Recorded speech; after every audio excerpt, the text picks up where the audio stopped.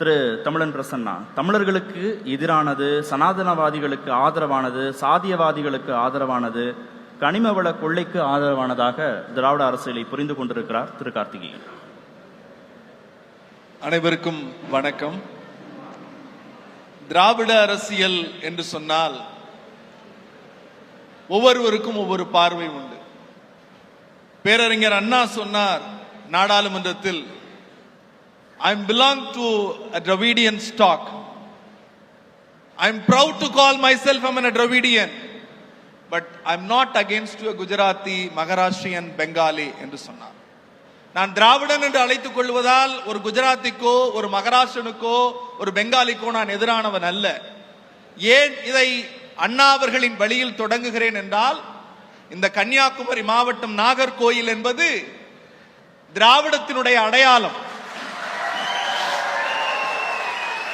ஏன் சொல்லுகிறேன் என்றால், இங்கேதான் இதயங்கள் இணையட்டும், இதயங்கள் இணையட்டும், மனிதர்கள் ஒன்று சேரட்டும் என்று ஐயா வைகுண்டர் வகுத்து கொடுத்த ஐயா வழியில் தொடங்கி கன்னியாகுமரியினுடைய தந்தை என்று சொல்லுகிற எங்கள் மூத்தவர் ஐயா மார்ஷல் நேசமணி அவர்கள் இதே நாகர்கோயில் வழக்கறிஞர் அறையில் நுழைகிற போது இந்த தண்ணீரை நீ தொடக்கூடாது என்ற போது அந்த பானையை உடைத்து சமத்துவத்தை போதித்த இந்த நாகர்கோவிலில் இருந்து திராவிட முன்னேற்ற கழகத்தின் முதுபெரும் தலைவர்கள் ஐயா ஷா போன்றவர்கள் இங்கே இஸ்லாமியர்கள் கூடி கருப்பு சிவப்பை தூக்கி பிடித்து திராவிடம் வளர்த்தோம். இன்னும் சிலருக்கு புரிவது போல சொல்லுகிறேன், இன்னும் சிலருக்கு புரிவது போல சொல்லுகிறேன்.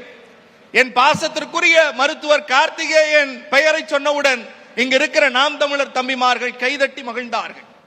பக்கத்தில் இருக்கிற பேராசிரியர், எனக்கு மிக நெருக்கமான பேராசிரியர், ஜெய் பகவதி அம்மன் என்று சொன்ன உடனேயே நம்முடைய பாஜகவின் நண்பர்கள் கைதட்டி மகிழ்ந்தீர்கள். அண்ணன் தலவாய் சுந்தரம் அவர்கள் பெயரை சொன்ன போது எடப்பாடியார் வாழ்க என்ற அதிமுகவின் நண்பர்கள் கைதட்டினீர்கள். ஜெகதீசனை சொல்ல போது விஜய் வாழ்க என்று குரல் கொடுத்தீர்கள். இப்படி அரசியல் இயக்கங்களுடைய தலைவர்களை எல்லோரையும் பெயரை சொன்ன போது, என் பெயரை சொன்ன போது இயக்கத்தவர்கள் கைதட்டினார்கள். ஆனால் கருத்து வேறுபட்டு இருக்கலாம், வேறு வேறு இயக்கத்திலிருந்து வந்திருக்கலாம். ஒரே அறையில் உங்கள் எல்லோரையும் ஒரே இடத்தில் நாற்காலி போட்டு சாதி கேட்காமல் மதம் கேட்காமல் உட்கார வைத்திருக்கிறதே, அதுதான் திராவிட அரசியல். அதுதான் திராவிட அரசியல், வேறொன்றும் இல்லை. இங்கே புரியாதவர்களுக்கு தூங்குபவர்களை எழுப்பலாமே தவிர தூங்குவதை போல நடிப்பவர்களை எழுப்ப முடியாது. அவர் சொன்னார், சனாதனத்தினுடைய ஆதரவு திராவிடம் என்று சொன்னார். புரியாமல் பேசுகிறவர்களுக்கு நாம் என்ன சொல்லுவது? சனாதனத்தினுடைய எதிர்ப்பு தான் திராவிடம். எப்படி சொல்லுகிறோம் தெரியுமா? என் மரியாதைக்குரிய அண்ணன் பேராசிரியர் நீண்ட நெடுகாலமாக விவாதத்திலே பங்கேற்கிறோம்.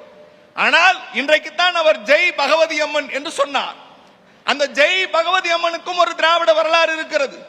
1932 ஆகஸ்ட் மாதம் 22ஆம் நாள் இந்த தேசத்தினுடைய தந்தை என்று சொல்லப்படுகிற மகாத்மா காந்தி அந்த கோவிலுக்குள் உள்ளே போய் மண்டைக்காடு பகவதி அம்மா வாழ்க என்று சொல்ல எத்தனித்தார்.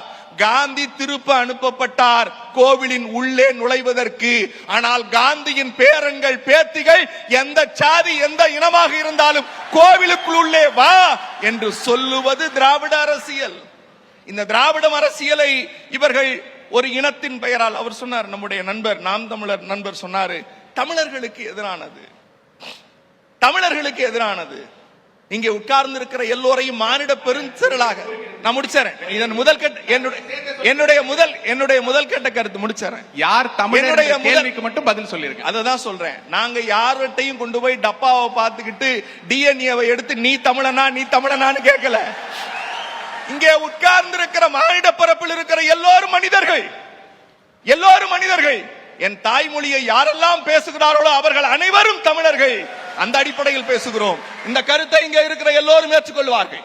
நீங்கள் மட்டும்தான் யார் என்ன சாதி, யார் என்ன இவனுக்கு என்ன அடையாளம் இருக்கிறது என்று இன வழியாக இனக்குழுக்களை பிரிக்க எத்தனிக்கிறீர்கள். அரசியல் கால மாற்றம் ஏற்பட்டு இருக்கிறது. திராவிடம் என்று சொன்னால் எல்லோருக்கும் எல்லாம், எல்லோருக்கும் சம வாய்ப்பு என்கிற அடையாளத்தை திராவிட மாடல் முதலமைச்சர் முத்துவேல் கருணாநிதி ஸ்டாலின் கொடுத்ததற்கு பிறகு இன்றைக்கு எல்லோரும் பேசுகிறார். சரி. எல்லோரும் முடிச்சனர், எல்லோரும் பேசுகிறார்கள்.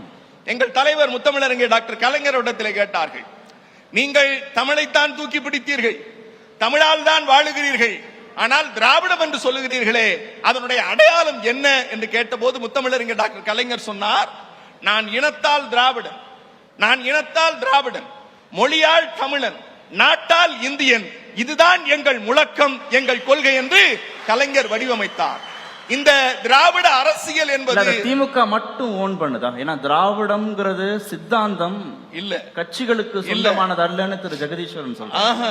திராவிட இயக்கங்கள் என்று பெயர் வைத்து இது நாள் வரையில் திராவிடத்தோடு இணைந்து செயல்பட்டு கொண்டிருக்கிற எல்லா இயக்கத்திற்கும் இந்த பெருமை சாரும். அது நான் குறிப்பா அண்ணே ஜெகதீசன் சொன்ன மாதிரி ஒரு அரசியல் இயக்கத்திற்கோ கொள்கைக்கோ எல்லாம் இல்ல.